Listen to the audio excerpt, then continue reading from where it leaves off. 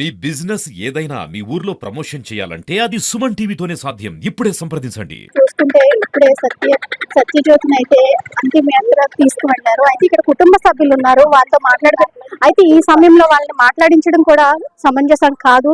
కానీ తన ఆశయాన్ని తన వెయిట్ లిఫ్టర్ గా సాగిస్తూ తన జీవితాన్ని ఒక ఆశయంగా తీసుకొచ్చి తల్లిదండ్రులు లేకపోయినా సరే తన జీవితాన్ని వెలుగులు నింపుతూ చిన్నపిల్ల మనస్తత్వంతో ఉన్న ఇలా అమ్మాయి ఇలాగా తను చాలించడం అయితే చాలా బాధాకరం. ఇక్కడైతే వాళ్ళ అక్కలు ఉన్నారు, వాళ్ళతో మాట్లాడే ప్రయత్నం చేద్దాం. వీళ్ళు కూడా అయితే తీవ్రంగా రోధిస్తున్న పరిస్థితి అయితే ఇక్కడ ఉంది. వీళ్ళ సిస్టర్ ఉన్నారు. మా పిల్లలన్నీ గొప్ప చెప్పుకోకూడదు. మా పిల్లలు మమ్మల్ని తలెత్తుకున్నట్టు చేసరికి తలదించుకున్నట్టు చేయలేదు.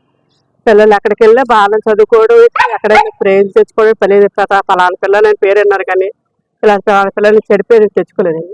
మొన్న వాళ్ళ నాన్నగారు చెడిపోయారు. ఆయన గుడి నిపుణంగా ఉన్నారు కానీ ఇప్పుడు గుండె జారిపోయలేరు. ఇప్పుడు సడన్ గా అంటే మేము బాధపడుతున్నాం. ఎందుకు భగవంతుడు ఆయన చనిపోయారమ్మా? ఆయనకి మొన్నటి వరకు బాగాలేదు, హాస్పిటల్లో ఉన్నారు. అతని బీపీ షుగర్ కిడ్నీలో ప్రాబ్లం వచ్చి చనిపోయారు. వాళ్ళ అమ్మగారు ముందే చనిపోయలేదు. మరి ఆయన చనిపోయినా పిల్లలు ధైర్యంగానే తల్లిదండ్రులు లేకపోయినా వాళ్ళ భవిష్యత్తు మీద వాళ్ళు బతకాలని ధైర్యంగా తనకి నచ్చిన ధైర్యంగా ముందు ఇంతలోనే భగవంతుడు ఇంతలోనే మమ్మల్ని ఇలాగా చేశాడు. మేము బాగా చెప్పడానికి ఏముంటదండి, పోయిన వాళ్ళు చెప్పుకుని బాధ తప్ప ఇంకేముంటది కదా. నలుగురిలో అంటే స్ఫూర్తిగా నిలబడిన అమ్మాయి అంటే మగ దిక్కులాగా అండగా ఉండే అమ్మాయి మాకు ఇప్పుడు లేకుండా పోయిందని మేము. అమ్మాయి చిన్నప్పటి నుంచి కష్టపడి ముగ్గురు అక్క చెల్లెళ్ళు తోడునరుగా ఉండేవారు. వాళ్ళ అమ్మగారు చనిపోయారు, చిన్న క్యాన్సర్. చనిపోయిన అమ్మాయి సేవలు అన్నీ చేసింది. చేస్తూ చదువుకుంటూ జాబ్ కొట్టింది. ఎన్ని కష్టాలు వచ్చినా వర్షాలు వాళ్ళు ఎప్పుడు ఇంట్లో ఉండేది అనే ఆలోచన లేవు వాళ్ళ ముగ్గురికి.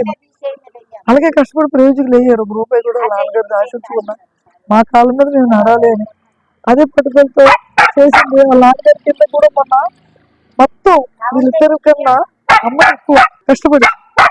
తీరా చూస్తే నేను స్పోర్ట్స్ దీని గురించి అని వెళ్ళారు. లారీ వల్ల ప్రమాణం జరిగింది. అప్పుడు చిన్న వయసులో అప్పుడు చనిపోవడం చాలా బాగా. ఇప్పుడు సెలక్షన్స్ కంటే సీనియర్ విభాగంలో సెలక్షన్స్ కి వెళ్తున్న క్రమంలో అట్నుంచి లారీ వచ్చింది. ఇటు నుంచి అమ్మ వెళ్తుంది. ఓన్లీ హెయిర్ ఉంటది కదా, ఇప్పుడు హెయిర్ క్లిప్ పెట్టి వదిలేస్తున్నారు. ఆ హెయిర్ అనేది లారీకి చుట్టుకొని పడిపోయింది. అమ్మాయి ఈడ్చుకెళ్ళిపోయింది లారీ.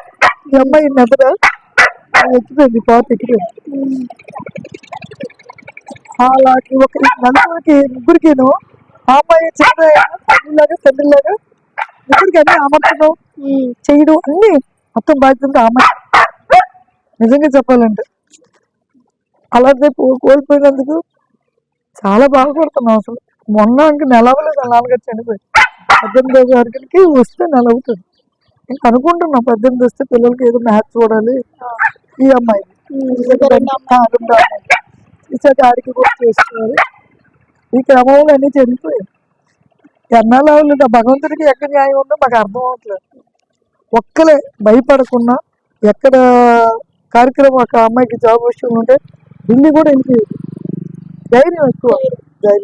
చూసారు కదా, వీళ్ళైతే అంటే జీర్ణించుకోలేని పరిస్థితి అనమాట. అంటే అందరికంటే చిన్నదైనా సరే ఎంత ధైర్యంగా కుటుంబాన్ని పెంచుతూ, అంటే తల్లిని కోల్పోయింది 2 ఏళ్ల క్రితము, నెల కాకుండా తండ్రిని కోల్పోయిన పరిస్థితి అయినా సరే ధైర్యంగా ఉండి తనకి ఇష్టమైన క్రీడలో రాణిస్తూ అందరికి కూడా స్ఫూర్తిగా నిలిచిన అమ్మాయి ఇలాగా అర్ధాంతరంగా ఇలా తను చాలించడం అంటే లారీ రూపంలో తన మృత్యు కదిలించడం అయితే చాలా బాధాకరం.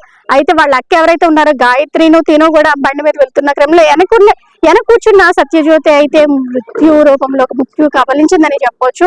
అయితే ఇది తీవ్ర విషాదం నెలకొంది విజయనగరం జిల్లాలో కూడా చెప్పొచ్చు. ఎందుకంటే క్రీడలకి నిలయమైనటువంటి విజయనగరంలో ఇటువంటి ఒక యువ క్రీడాకారిని కోల్పోవడం అయితే చాలా బాధాకరం.